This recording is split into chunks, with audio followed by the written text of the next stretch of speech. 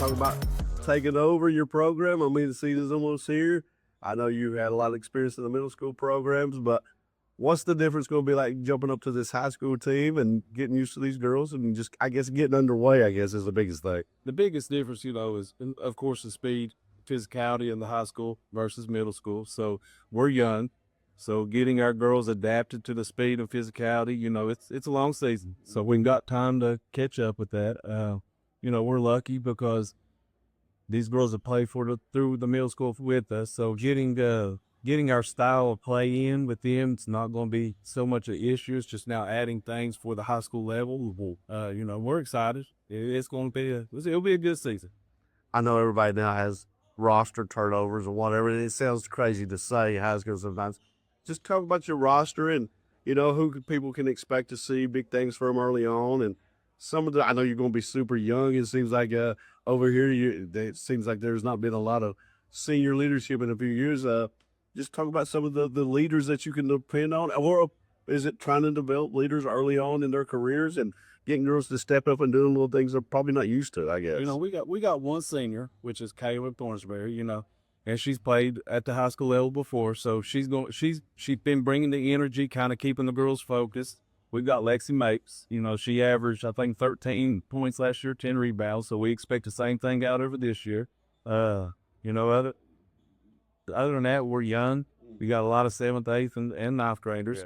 Yeah. I got a couple girls, Emma Dixon and Kira Warren. They're 7th graders, but, they don't play like 7th graders. Yeah. So I expect their role to increase, game by game. The biggest thing is, we got 11 girls out this year. We're hoping to keep adding that each year that goes by. That way we can get rolling, JV, varsity, and get everybody brought together as one. Mm-hmm. Yeah, like you said, you guys yell a lot of youth. Sometimes that's a good thing. Sometimes that's a bad thing. Just kind of talk about how you used to coach these girls in middle schools. So you're a step ahead there. How do you get it to translate to this next level? Like you said, it's a different game a little bit. Just getting these girls to understand it's going to be a season of highs. It's going to be a season of lows, but we cannot lose focus. We got to stay, what our goals are. We want to play for district championship. So no matter if you come out one game really good, we can't get too high. If we come out really low, we can't get low.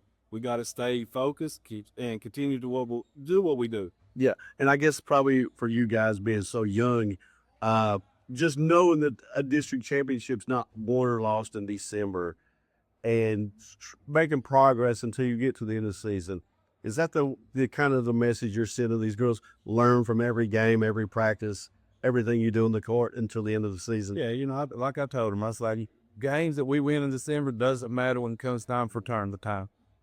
But what we do every day in practice, what we do in games as far as if we have 10 turnovers this game, next game, can we eliminate 5 of them? Just taking baby steps, each game, making sure we're still competing at a high level and we're working individually, skill-wise. Things of that nature are going to bring us together when it matters. Yeah, especially young teams, I think player development is huge. You know a lot about player development. Just talk about how you kind of see these girls with it, because they're going to have ups and downs, like you said. When you see them having those downs, what's your approach to try to get them over that hump? Because it is a long season, they'll probably come out, play 2-3 games really good. They might have a setback here and there.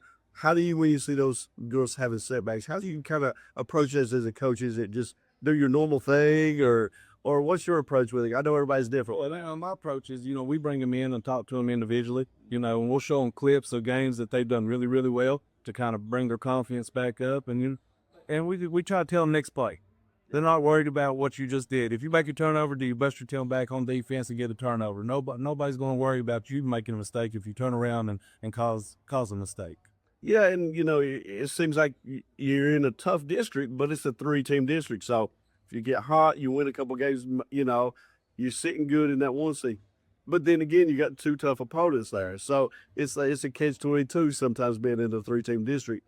Just kind of how do you approach this? Because, schedule matters, especially young teams. I always say, how do you balance your schedule to get ready for those big district games, but also kind of help these girls learn and improve and get confidence throughout the season? I thought our schedule, we did a little bit of a mixture. It's a tough competitive schedule. And, we made it that way. That way we are battle tested. So we are ready for the district tournament. And, I think that's the best way to do it, honestly, is to make sure you're competing December through March. Yeah.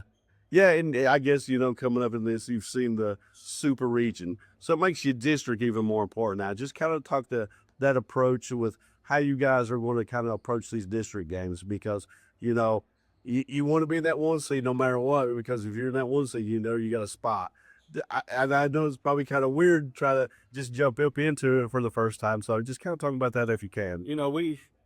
District is our goal. I mean, at the end of the day, that's our main number one goal. We want to win district. So, of course, when we play Pike, Central, and Phelps, we're coming in to try to take that number one seat.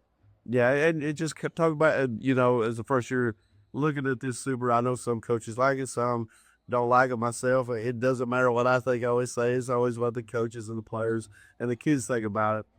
If you sometimes if you do mess up, you're going to have extra shots to get in.